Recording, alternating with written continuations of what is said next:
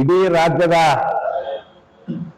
ನಾಬೆಲೆ ಅಂಗಡಿಗಳಿಗೆ ಆಗ್ತಕ್ಕಂಥ ತೊಂದರೆಯನ್ನು ಇವತ್ತು ಮಾಧ್ಯಮದ ಜೊತೆಗೆ ನಾನು ಮಾತಾಡ್ತಾ ಇದ್ದೇನೆ. ಈಗಾಗಲೇ ಇಡೀ ರಾಜ್ಯದಲ್ಲಿ ಎಲ್ಲ ನಾಬೆಲೆ ಅಂಗಡಿ ಮಾಲೀಕರು ಎತ್ತುವಳೆಯನ್ನು ಮಾಡಿ ಜನರಿಗೆ ಪಡಿತರ ಕಾರ್ಡುದಾರರಿಗೆ ವಿತರಣೆ ಮಾಡಲು ಸುಮಾರು 1 ತಿಂಗಳಿಂದ ಸರ್ವರ್ ಪ್ರಾಬ್ಲಮ್ ತುಂಬಾ ಹದಗೆಟ್ಟಿದೆ. ಪ್ರತಿದಿನ ನಾಬೆಲೆ ಅಂಗಡಿ ಮಾಲೀಕರು ಬೆಳಿಗ್ಗೆ 8 ಗಂಟೆಲಿಂದ ರಾತ್ರಿ 8 ಗಂಟೆವರೆಗೆ ಬಾಗಿಲು ತೆಗೆದರೂ ಆ ಸರ್ವರ್ ಪ್ರಾಬ್ಲಮ್ ದಿನ 10, 20 ಜನ 30 ಜನಕ್ಕಿಂತ ಜಾಸ್ತಿ ಆಗ್ತಾ ಇಲ್ಲ. ಸೊ ಪಡಿತರ ವಿತರಣೆಕಾರರು ಕಾರ್ಡುದಾರರು ಪ್ರತಿದಿನ ಬಂದು ಅಂಗಡಿ ಮುಂದೆ ಗಲಾಟೆ ಮಾಡಿ ಅಂಗಡಿ ಮಾಲೀಕರನ್ನು ಬಾಯಿಗೆ ಬಂದಂಗೆ ಮಾತಾಡ್ತಾ ಇದ್ದಾರೆ. ಈಗಾಗಲೇ ನಮ್ಮ ರಾಜ್ಯಾಧ್ಯಕ್ಷರಾದ ಕೃಷ್ಣಪ್ಪನವರು ಪ್ರತಿನಿತ್ಯ ಕಾರ್ಯದರ್ಶಿ ಆಫೀಸ್ ಇರುವುದು, ಕಮಿಷನರ್ ಆಫೀಸ್ ಇರುವುದು ಪ್ರತಿನಿತ್ಯ ತಿರುಗಾಡ್ತಾ ಇದ್ದಾರೆ. ಆದರೂ ಅದ್ರ ಪ್ರತಿಫಲನೆ ಸಿಗಲಿಲ್ಲ. ಈಗ ನಾವು ಹೇಳೋದು ಏನಂದ್ರೆ, ಈಗ ಸರ್ವರ್ ಪ್ರಾಬ್ಲಮ್ ಸರಿಪಡಿಸುವ ಕೆಲಸ ಯಾರು ಸರ್ಕಾರ ಮಾಡಬೇಕು.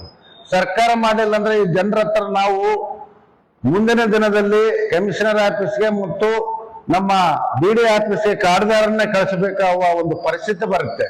ಆದ ಕಾರಣ ನಾನು ಹೇಳುವುದೇನೆಂದರೆ, ನಾವು 26ನೇ ತಾರೀಕು ಇಡೀ ರಾಜ್ಯಾದ್ಯಂತ ತಾಲೂಕು ಅಧ್ಯಕ್ಷರುಗಳು ಪ್ರತಿ ಮಾಲೀಕರನ್ನು ಪಡಿತರ ಕಾರ್ಡ್ ಪ್ರತಿಯೊಬ್ಬರನ್ನು 5 ಜನ ಕರೆಸಿ 26ನೇ ತಾರೀಕು ಫ್ರೀಡಂ ಪಾರ್ಕ್ ನಲ್ಲಿ ಪ್ರತಿಭಟನೆ ಮಾಡಲು ತೀರ್ಮಾನಿಸಿದ್ದೇನೆ.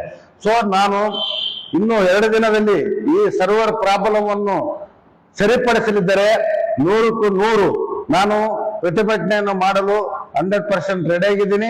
ಸೊ ಈಗಾಗಲೇ ಇಡೀ ರಾಜ್ಯದ ಮಾಲೀಕರಿಗೆ ವಾಟ್ಸಪ್ ಮೆಸೇಜ್ ಮುಖಾಂತರ ಕಳಿಸಿದ್ದೀನಿ. ಈ ಸರಿಪಡಿಸಲಿದ್ದರೆ ನಾನು ಮುಂದಿನ ಹೋರಾಟ ಮಾಡ್ತೀನಿ ಅಂತೇಳಿ ಈ ಸಂದರ್ಭದಲ್ಲಿ ಹೇಳಕ್ಕೆ ಇಷ್ಟಪಡ್ತಾ ಇದ್ದೀನಿ.